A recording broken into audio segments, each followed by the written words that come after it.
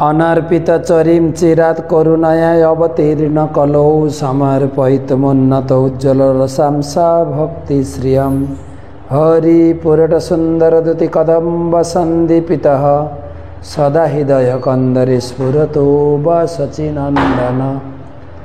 नमः विष्णुपादाय कृष्णप्रेष्ठाय भूतले श्रीमते भक्तिवेदान्त स्वामिनिति नामिने।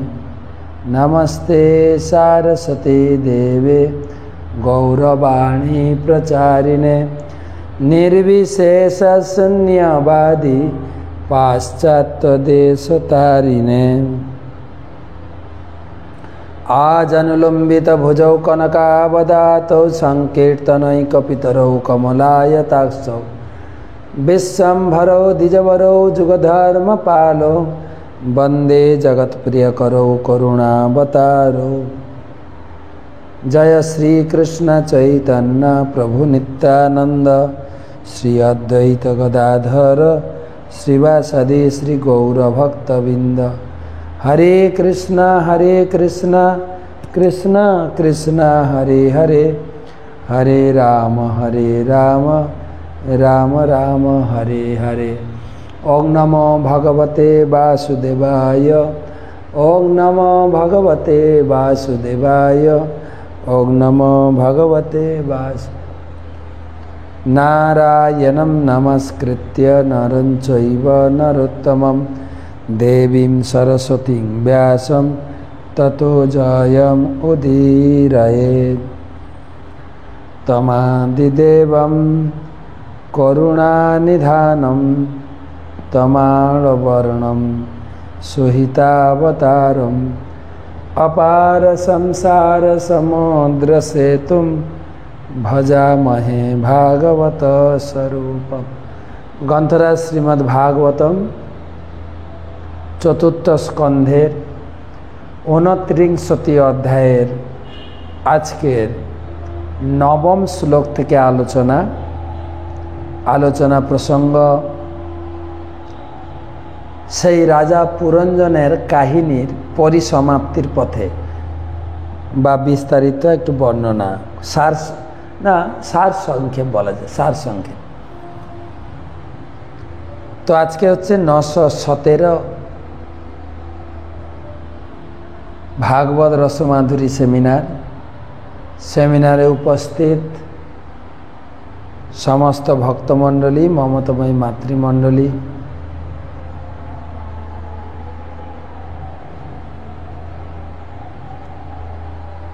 সবাইকে জানাই কৃষ্ণ প্রীতি শুভেচ্ছা অভিনন্দন। প্রথমে গুরুপাদ পদ্মে প্রণাম নিবেদন করে তার অহেতুকী কৃপা আশীর্বাদ প্রার্থনা করি। নমঃ ওং বিষ্ণুপাদায় কৃষ্ণপ্রেষ্ঠায় ভূতলে শ্রীমতে জয়পতাকা স্বামিনিতি নামিনে। नमो आचार्य पादाय निताय कृपा प्रदायिने गौरकथा धामदाय नगर ग्राम तारिणे। भागवत महात्म दुर्लभैव कथालोके श्रीमद्भागवतोद्भवा कोटि जन्म समुत्थेन पुण्येनैव तु लभ्यते। दुर्लभैव कथालोके श्रीमद्भागवतोद्भवा कोटि जन्म समुत्थेन पुण्येनैव तु लभ्यते। संसारे श्रीमद्भागवत कथा श्रवणेर सुयोग पाওয়া মাত্রই গ্রহণ করা উচিত। আর এই কথা শ্রবণের সুযোগ কোটি জন্মের স্বীকৃতি হলে লাভ হয়। তাই আপনারা যারা ভাগবতের কথা নিয়মিত শ্রবণ করছেন, আপনারা কোটি জন্মের স্বীকৃতি অর্জন করে ফেলেছেন। তার ফলে এই সুযোগটা আপনাদের সামনে গীতা পাঠ করে, ভাগবত পাঠ করে কৃতজ্ঞতা জানাই আপনাদের। 9 শ্লোক, নবম শ্লোক থেকে আলোচনা।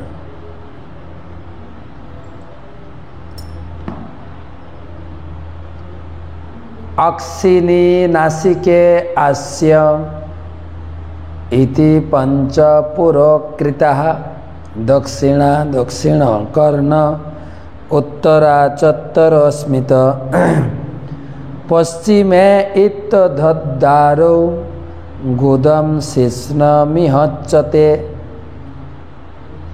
अक्षिणी नासिके आस्यमिति पंचपुरः कृतः दक्षिणा दक्षिण कर्णे उत्तरा चत्तरोस्मित पश्चिमे इत्तद्धारो गुदम शिष्णमिहच्यते। দুটি চক্ষু, দুটি নাসারন্ধ্র, একটি মুখ এবং এই পাঁচটি দ্বার সম্মুখে অবস্থিত। দক্ষিণ কর্ণকে দক্ষিণ দিগস্থ দ্বার বলা হয়, বাম কর্ণকে উত্তর দিগস্থ এবং পশ্চিম দিগস্থ দুটি দ্বার হচ্ছে পায়ু এবং উপস্থ। একটা বাড়ির বিভিন্ন গেট থাকে না, এই শরীরটা একটা বাড়ি। কোথাও একে বাড়ি বলা হয়েছে, নগর বলা হয়েছে, কোথায় একে ক্ষেত বলা হয়েছে। গীতাতে 13 অধ্যায় ক্ষেত বলা হয়েছে। ক্ষেত ক্ষেত্র ক্ষেত্র গয়োর জ্ঞাপী সর্বক্ষেত্রেষু ভারত। এই দেহ হচ্ছে ক্ষেত্র। ক্ষেত্র মানে ক্ষেত, জমি। যেরকম ধানের জমি, গম চাষের জমি, সবজির জমি, সর্ষে ক্ষেতের জমি বলে না। সর্ষে চাষ করলে সর্ষের ক্ষেত, সবজি চাষ করলে সবজির ক্ষেত, গম চাষ করলে গমের ক্ষেত, ধান চাষ করলে ধানের ক্ষেত, পাট চাষ করলে পাটের ক্ষেত। তো এই শরীরটা হচ্ছে ধর্মের ক্ষেত, যেটা গীতার প্রথম শ্লোকে বলে ধর্মক্ষেত্রে কুরুক্ষেত্রে। এই শরীরটা একটা ধর্মক্ষেত্র, ধর্মের চাষ হবে এর। তো কোথাও একে ক্ষেত বলা হয়েছে, কোথায় একে বলেছে নবদ্বার বিশিষ্ট নগরী, কথায় কথায় বলা আছে মন্দির।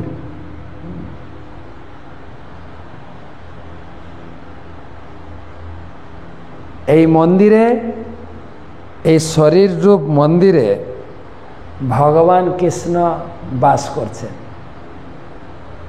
ভগবান কৃষ্ণ রয়েছে। তাই বলা হচ্ছে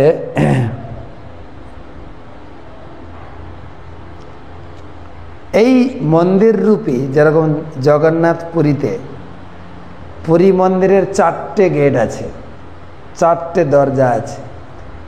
আমি আগেও বলেছি, এই প্রসঙ্গ এলো বলে আরেকবার বলছি।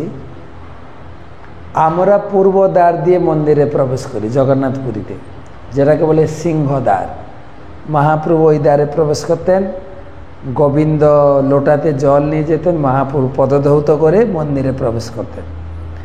আর এখন আর জল নিয়ে যেতে হয় না, সরকার থেকে অটোমেটিক পা ধোয়ার ব্যবস্থা, সবসময় জল রানিংয়ে চলছেন, আপনি গেলে পা ধুয়ে যাবে। এটা হচ্ছে পূর্ব গেট, সাধারণ ভক্তরা ঢুকে। ওর বিপরীতে পশ্চিম গেট, যেখানে দুটো বড় বড় বাঘ আছে, ব্যাঘ্রদ্বার। পূর্ব দিকে হচ্ছে অশ্বদ্বার, পশ্চিম দিকে হচ্ছে ব্যাঘ্রদ্বার। সেখান দিয়ে যোগী বাবারা হিমালয় পর্বতে বা জুনাগড়ে যারা যারা তপস্যা যোগী, তারা যায়। আর দক্ষিণ দিকে হচ্ছে অশ্বদ্বার।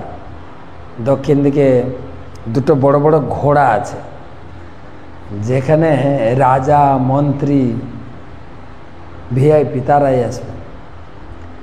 আর উত্তর দিকের গেটটা আছে, যেগুলো হস্তিদ্বার, দুটো বড় বড় হাতি আছে। সেখান দিয়ে কেবলমাত্র দেবতারা আসেন, ইন্দ্র, চন্দ্র, ব্রহ্মা, বরুণ, বিভীষণ প্রতিদিন আসে। 4 গেট দিয়ে 4 ধরনের মানুষ প্রবেশ করে। ঠিক সেই রকম এই শরীরের 4 দিকের গেট বলছেন ভগবান। এই শরীরের পূর্ব দিকে মানে সম্মুখে আছে দুটো চোখ, দুটো নাসারন্ধ্র, একটা মুখ, পূর্ব দিকে। এবারে উত্তর দক্ষিণ বাম কর্ণকে উত্তর দিক, উত্তর কর্ণ উত্তর দিগস্থ দ্বার, ডান কানকে দক্ষিণ দিক ধরে, তাহলে উত্তর দক্ষিণ পূর্ব হয়ে গেল। আর পশ্চিম দিকে হচ্ছে পায়ু উপস্থ, মলদ্বার এবং জনিদ্বার। এই হচ্ছে 9টা গেট এই শরীরে। 5টা গেট পূর্ব দিকে, উত্তর দিকে একটা, দক্ষিণ দিকে একটা, আরেকটা হচ্ছে পশ্চিম দিকে 2টো, পায়ু উপস্থ। সমস্ত দিকের মধ্যে পূর্ব দিকে সবচাইতে গুরুত্বপূর্ণ বিবেচনা করা, কারণ হচ্ছে যে পূর্ব দিকে সূর্যোদয়। তাই শরীরের পূর্ব দিগস্থ দ্বারগুলি চক্ষু, নাসিকা এবং মুখ অত্যন্ত গুরুত্বপূর্ণ। 10 নম্বর শ্লোক।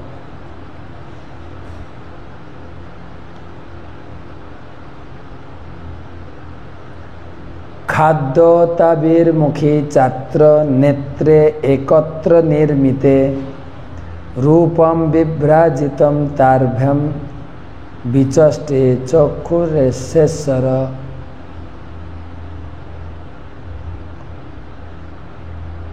খাদ্যতাবির্মুখী চাত্র নেত্রে একত্র নির্মিতে রূপম বিভ্রাজিতম তাভ্যম বিচষ্টে চক্ষুরেশ্বর।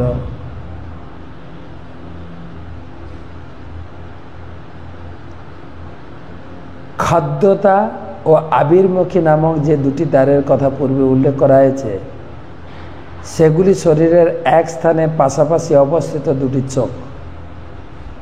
খাদ্যতা, আবির্মুখী, জানি না ভাষাগুলো। বিভ্রাজিত নামক জনপদের কথা উল্লেখ করা হয়েছে, তাকে রূপ বলে জানবে। এইভাবে চক্ষু 2টি সর্বদা বিভিন্ন প্রকার রূপ দর্শনে মগ্ন।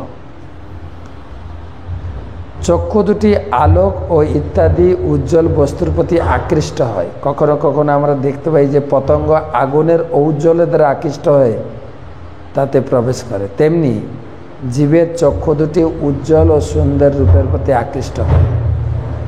পতঙ্গ যেমন আগুনের প্রতি আকৃষ্ট হয়, তেমন মানুষ রূপের দ্বারা আকৃষ্ট হয়ে বদ্ধ দশা প্রাপ্ত হয়। আমার স্বামী খুব সুন্দর, আমার স্ত্রী খুব সুন্দরী, এই রূপের প্রতি আকৃষ্ট।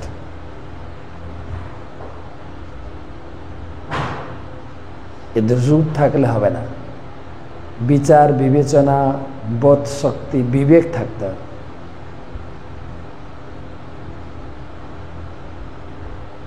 যদি বিচার বিবেচনা না থাকে, রূপ দিয়ে কি করবে? রূপের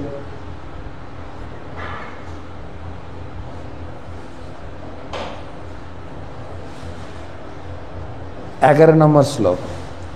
নলিনী নালিনী নাসে গন্ধ সৌরভ উচ্চতে ঘ্রাণ বধূত মুখ্যাসম বিপন ব্যাঘ্র সবিদ্রস। নলিনী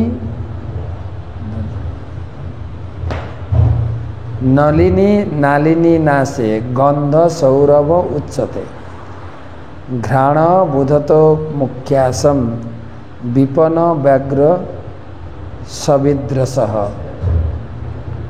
নলিনী এবং নালিন নামক যে 2টি দ্বারের কথা বলা হয়েছে, তা হচ্ছে 2টি নাসারন্ধ্র। চোখ 2টোকে বলা হচ্ছে খাদ্যত আর অভিমুখী, আর নাক 2টিকে বলা আছে নলিনী নালিনী, তা হচ্ছে 2টি নাসারন্ধ্র। সৌরভ দেশ যার বর্ণনা করে বলা হয়েছে, তা হচ্ছে গন্ধ। অবধূত নামে তার যে সঙ্গীর কথা উল্লেখ করা হয়েছে, তা হচ্ছে ঘ্রাণেন্দ্রিয়। মুখ্যা নামক যে দ্বারের কথা উল্লেখ করা হয়েছে, তা হচ্ছে মুখ, ও বিপন হচ্ছে বাগীন্দ্রিয়, রসজ্ঞ হচ্ছে রসনেন্দ্রিয়।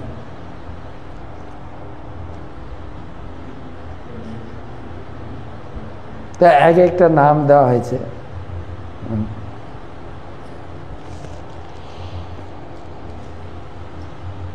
ঘ্রাণেন্দ্রিয়, বাগীন্দ্রিয়, রসনেন্দ্রিয় আর নলিনী নালিনী। এর তাৎপর্যে কি বলা আছে?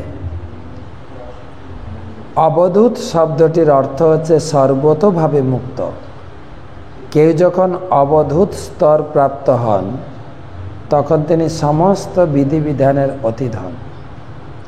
পক্ষান্তরে বলা যায় যে তখন তিনি তার ইচ্ছা মতো আচরণ করতে পারেন।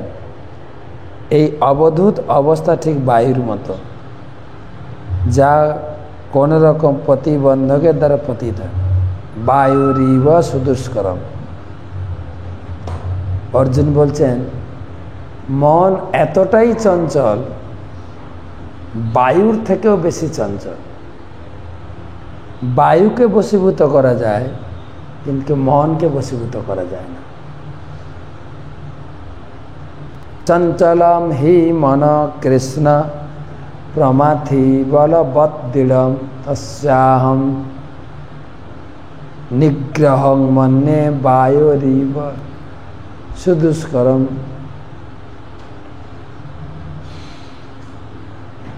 মন অত্যন্ত চঞ্চল, দুর্দান্ত, দুর্দম, অত্যন্ত বলবান। হে কৃষ্ণ, আমার মনে হয় যে সেই মনকে বশ করা, বায়ুকে নিয়ন্ত্রণ করা কঠিন।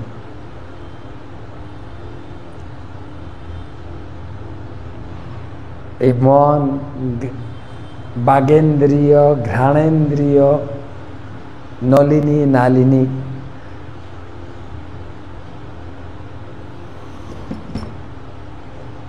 ঠিক বায়ুকে কেউ রোধ করতে পারে না, তেমনি একত্রে অবস্থিত দুটি নাসারন্ধ্র অপ্রতিহতভাবে সৌরভ উপভোগ করে। জিহ্বার উপস্থিতির ফলে মুখ সব রকম খাদ্যের স্বাদ নিরন্তর উপভোগ করে।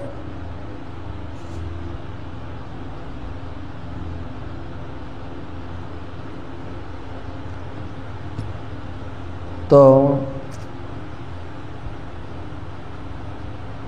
এই গেটগুলি তো আলোচনা হচ্ছে, গেটের সঙ্গে ইন্দ্রিয়গুলির বিস্তারিত আলোচনা করা হচ্ছে।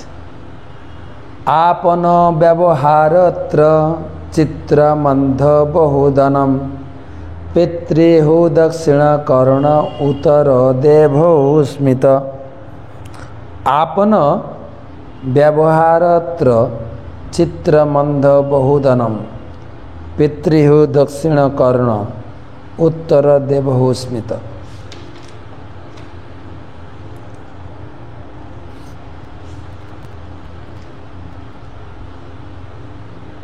আপন শব্দের অর্থ হচ্ছে ভাষণ, বহুধন শব্দের অর্থ হচ্ছে বিভিন্ন প্রকার খাদ্য। দক্ষিণ কর্ণকে বলা হয় পিতৃহুদার, আর বাম কর্ণকে বলা হয় দেবহুদার।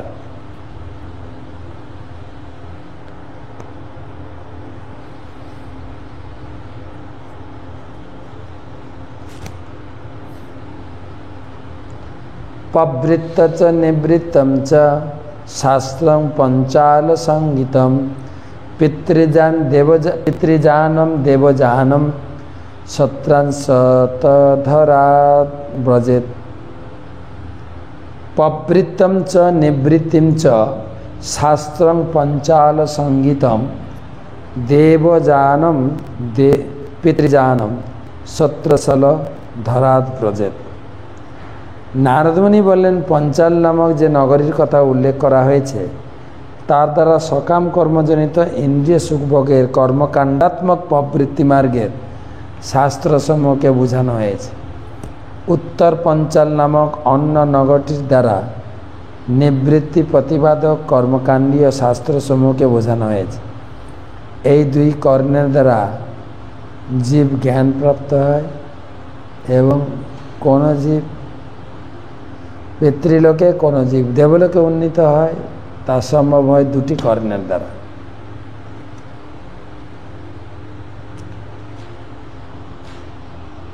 তাৎপর্য: বেদকে বলা হয় শ্রুতি এবং কর্ণেন্দ্রিয় দ্বারা প্রাপ্ত জ্ঞানকে বলা হয় শ্রুতধর। ভগবদ্গীতায় বলা হয়েছে যে মানুষ কেবল শ্রবণের মাধ্যমে পিতৃলোক, দেবলোক, এমনকি বৈকুণ্ঠ লোকে উত্তীর্ণ হতে পারেন। পূর্ববর্তী অধ্যায়ে তা বিশ্লেষণ করা হয়েছে।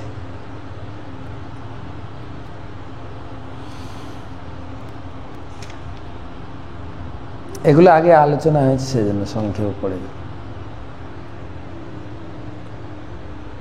14 শ্লোক। আসুরি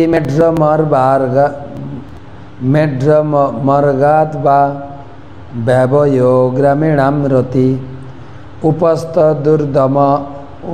দুর্মদঃ প্রক্ত নির্ঝতি গুদ উচ্যতে। আসুরি মেট্র মার্গাত ব্যবসায় গ্রামীণ রতি উপস্থ দুর্মদঃ প্রক্ত নির্ঝতি গুদ উচ্যতে।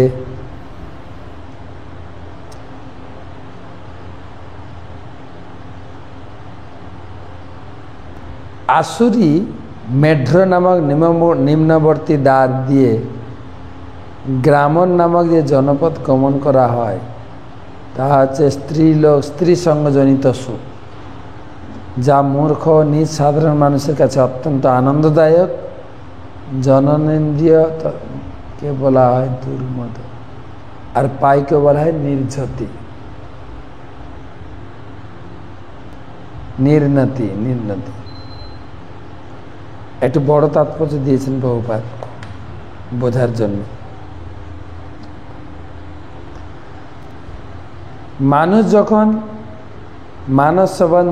মানব সমাজ যখন অধপতিত হয় তখন সভ্যতা আসরিক হয়ে যায় এবং সাধারণ মানুষ উপস্থ ও পায়ুকে তাদের সমস্ত কার্যকলাপের কেন্দ্রবিন্দু মনে করে।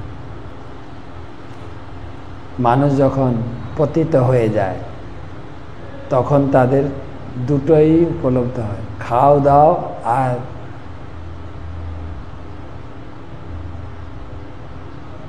ফুর্তি করো।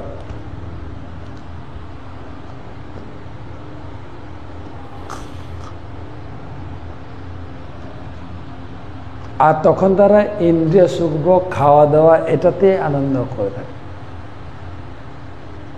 তো এখানে বলা হচ্ছে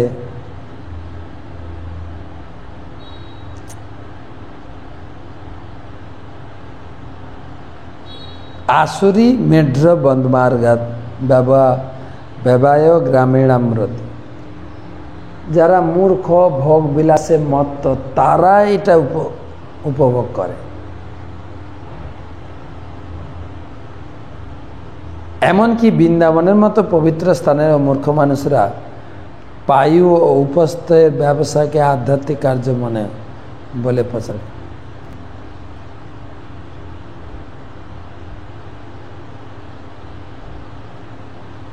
অত্যন্ত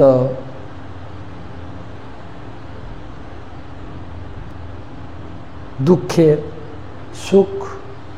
সুখ থাকলেও কিন্তু এটা যৌন সুখ, ক্ষণস্থায়ী সুখ। কবি বিদ্যাপতি তিনি বলে গেছেন, তাতল সৈকতে বারি বিন্দু সম সুতমিত রমণী সমাজে। এই যে আত্মীয় সুখ, যৌন জীবনের সুখ, এ ক্ষণস্থায়ী। আদ্যন্তবন্ত কন্তীয় নতে সুরমতে বোধ। সাধারণ লোকেরা এটা বেশি উপভোগ করে।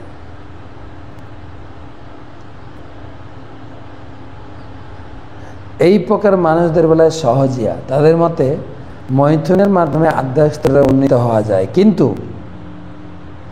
কিন্তু শ্রীমদ্ ভাগবতের এই শ্লোকে স্পষ্ট জানতে পারি, মৈথুন সুখ কেবল অর্বাক অর্থাৎ সবচাইতে নিকৃষ্ট স্তরের মানুষের জন্য। এই সমস্ত দুষ্কৃতিকারী এবং মূর্খদের সংশোধন করা অত্যন্ত কঠিন। মানতেই চায় না, না এই বেশ ভালো আছে, খেয়ে দিয়ে যৌন সঙ্গ করে ভালোই।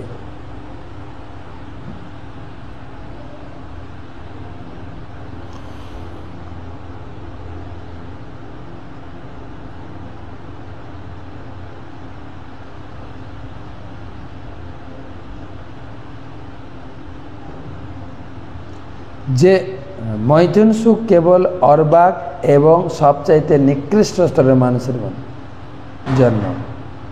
এই সমস্ত দুষ্কৃতকারী ও মূর্খদের সংশোধন করা খুব কঠিন, তাদেরকে ভক্তিপথে আনা খুব কঠিন। তারা অবাক হয়ে যায়, এখনো যৌন সঙ্গ না করে কেউ থাকতে পারে?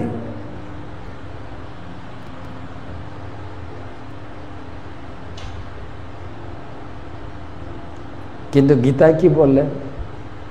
দেহি সংস্পর্শজা ভোগা দুঃখ জনয় এবতে। সংস্পর্শজনিত যে সুখ, সেটা সুখের জন্য বিচার বিবেচনা করা হয় না, সেটা কেবলমাত্র দুঃখ জনয় এবতে, দুঃখের জনি, কেবল দুঃখ কথা বেরোবে।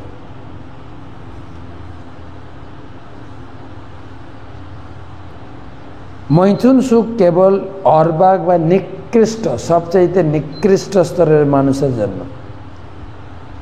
এই সমস্ত দুষ্কৃতিকারী ও মূর্খদের সংশোধন করা কঠিন। এই শ্লোকগুলিতে সাধারণ মানুষের যৌন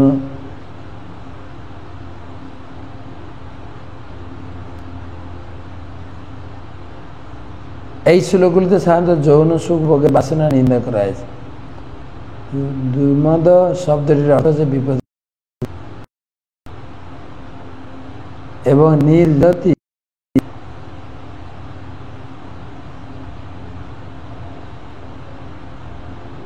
এই শ্লোকটিতে দুর্দম শব্দটির অর্থ বিপদগামী এবং নির্যাতিক হচ্ছে পাপ কর্ম। পায়ু আর উপস্থ, এই শ্লোকে স্পষ্টভাবে বলা হয়েছে সাধারণ মানুষের পরিপ্রেক্ষিতেও স্ত্রী সঙ্গ নিন্দনীয় এবং তাদের বিপথে পরিচালিত করে। তবুও সহজে এরা নিজেদেরকে পারমার্থিক কার্যকলাপে লিপ্ত ভাগবত ভক্ত বলে প্রচার চেষ্টা করে। তাই আজকাল আর বুদ্ধিমান মানুষেরা বৃন্দাবনে যায় না। অনেক সময় অনেকে আমাদের প্রশ্ন করে, কেন আমরা বৃন্দাবনে আমাদের কেন্দ্র স্থাপন করেছি। বাহ্যিক দৃষ্টিভঙ্গির পরিপ্রেক্ষিতে সিদ্ধান্ত করা যেতে পারে যে এই সমস্ত সহজিয়াদের কার্যকলাপ বৃন্দাবনে আজ অধঃপতিত হয়েছে। তবু আধ্যাত্মিক দৃষ্টিভঙ্গির পরিপ্রেক্ষিতে বোঝা যায় যে বৃন্দাবন হচ্ছে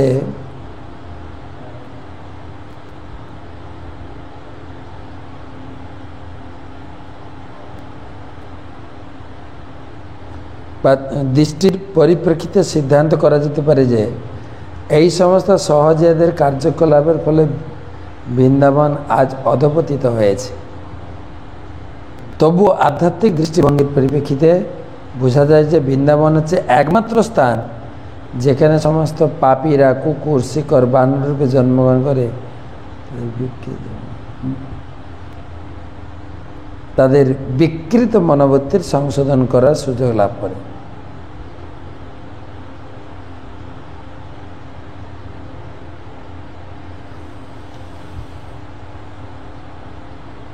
বৃন্দাবনে কুকুর শুকর অথবা বানর রূপে বাস করে পরবর্তী জীবনে চিন্ময় স্তরে উন্নীত হতে পারে।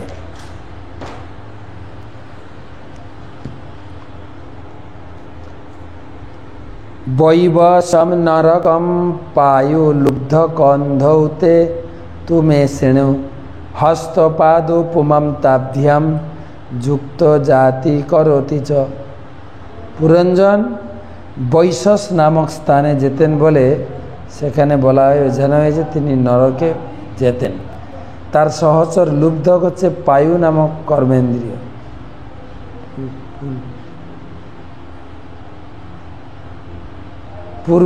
পূর্বে আমি দুজন অন্ধ সহচরদের কথা বলেছি। তারা হচ্ছে হাত ও পায়ের সাহায্য জীব সব রকম কর্ম চলে এবং ইতস্তত বিচরণ করে। তো অনেকগুলো শ্লোক পড়া হয়ে গেল, 9 থেকে 15।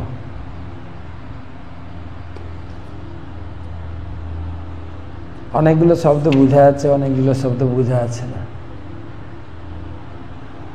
কয়েকটা প্রশ্ন আছে, প্রশ্ন উত্তর করুন।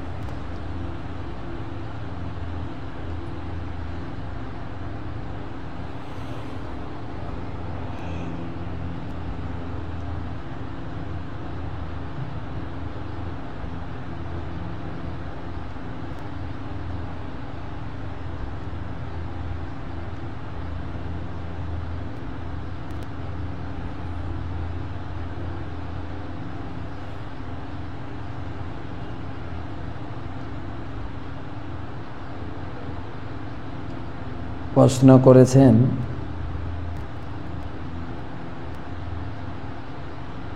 অনেকগুলো প্রশ্ন ছিল।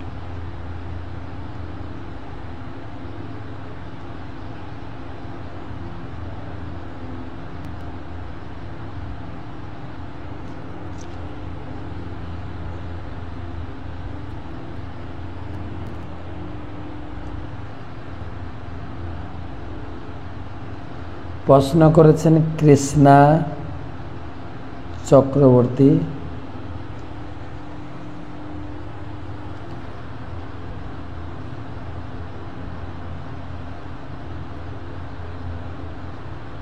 খুলনা বাংলাদেশ থেকে।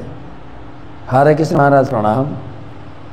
একটি প্রশ্ন আছে মহারাজ, আমাদের মেয়েদের যখন প্রতি মাসে শরীর খারাপ থাকে তখন আমরা ভগবানের কোন কোন সেবাগুলো করতে পারি বা কোন কোন সেবা করা উচিত বলে আর কোনগুলো করা উচিত নয়? অ্যাটলিস্ট প্রথম আপনাকে জানতে হবে যে ভগবানের সেবা কোনো অবস্থাতেই বন্ধ করা যায় না। তবে স্মার্ত ব্রাহ্মণের মতে মায়েদের অসুখ চলাকালীন, পিরিয়ড চলাকালীন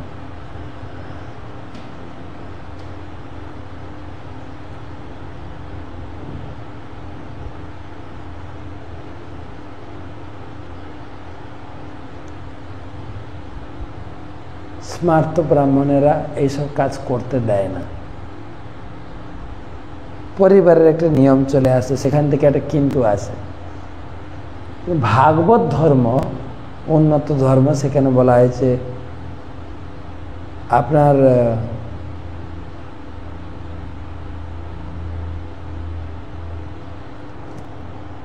যদি ভগবানের সেবা না করে থাকতে পারেন না, সেখানে ভগবানের সেবাটা চালিয়ে যেতে হবে। তবে পরিবারের নিয়ম আর ভাগবত ধর্মকে ঠিক রেখে একটা করা যেতে পারে। আমি লোককে বলি, সেবা করবেন বেশি জনে কেউ না জানতে পারে। ভগবানের সেবাটা যদি আপনার কেউ থাকে করতে পারে, আর যদি কেউ না থাকে অবশ্যই আপনি নিজে করবেন। নাম জপ তো অবশ্যই করবেন, গীতা পড়বেন, ওই সময় তো বেশি দরকার।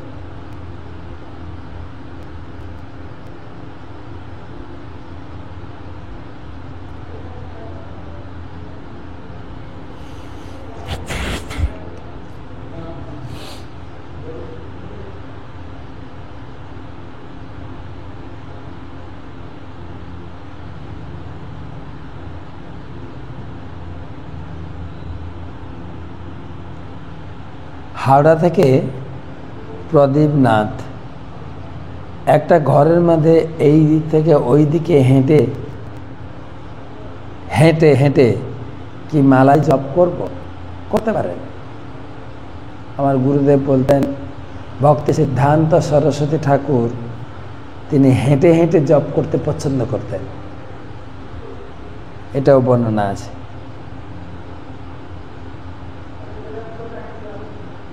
তো যেভাবেই করুন,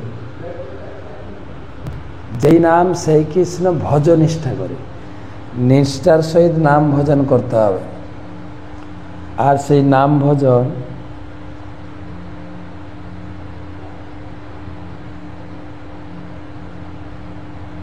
নামের বা ভাগবতমের আনন্দ পেতে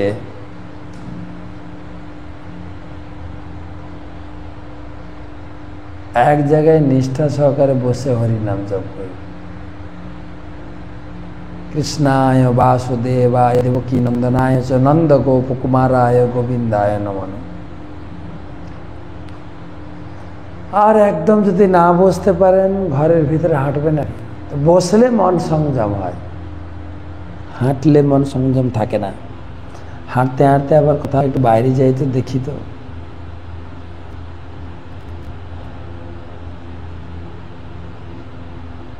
পরবর্তী প্রশ্ন,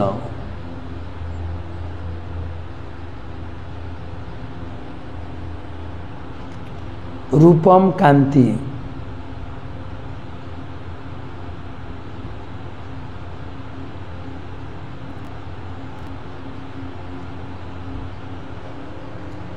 হরে কৃষ্ণ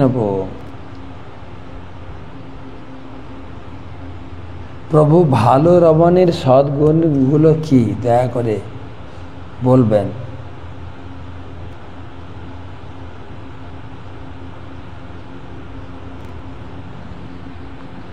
যদিও এমনি আমরা বলতে পারি কার কতগুলো গুণ, কিন্তু ভগবান কৃষ্ণ তিনি 10ম অধ্যায়ে 34 শ্লোকে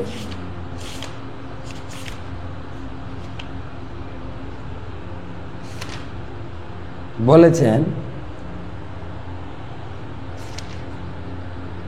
কীর্তি শ্রীবাক চ নারী নাম স্মৃতির মেধাধিতির ক্ষমা।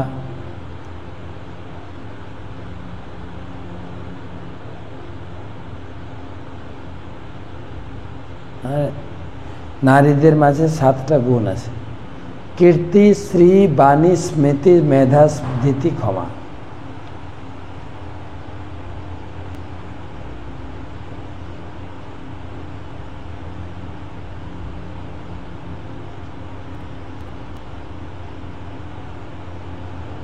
আজকে তো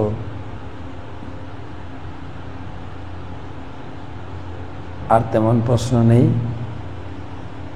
তো মোটামুটি আমরা পড়লাম 15 শ্লোক পর্যন্ত। আজকের মূল আলোচনা বিষয় ছিল মন্দিরের মতো এই শরীরেও পূর্ব দিকে গেট, উত্তর দক্ষিণ দিকে পশ্চিম দিকেও গেট রয়েছে। এই নবদ্বার বিশিষ্ট ব্যক্তি কখনো পতিতালয়ে গিয়ে অধঃপতিত জীবন আশা করা উচিত নয়। কেবল শুদ্ধ জীবনের মাধ্যমে আমরা ভগবানকে ভজনা করতে পারি। তো এই সেকশন মানে এই অধ্যায়ে পুরঞ্জনের কাহিনী কমপ্লিট হবে। তারপরে প্রাচীন বহি তিনি কর্মকাণ্ড পরিত্যাগ করে ভক্তিতে প্রবেশ করবেন।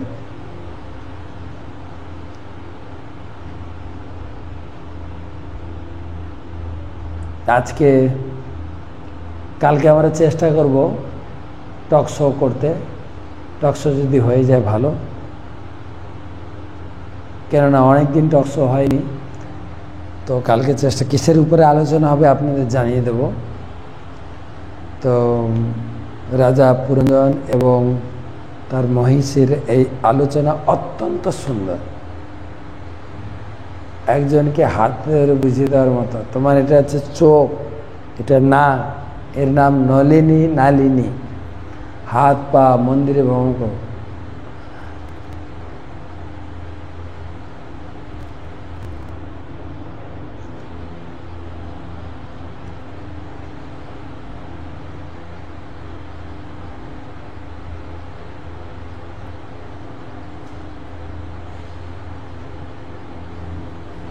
বা এই পুরঞ্জনের কাহিনী শেষের দিকে রিপিট করা হচ্ছে। এই পুরঞ্জনের কাহিনী আরও একটা অধ্যায়ে যাবে, এবং এই রূপক কাহিনী তো আমাদের জন্য ভগবান শুনলেন। এই রূপক কাহিনীর থেকে আমাদের অনেক কিছু শিক্ষা, সংস্কৃতি এবং উপদেশ আমরা প্রাপ্ত হয়েছি। পুরঞ্জন হচ্ছে আমি, পুরঞ্জনী তার স্ত্রী, এবং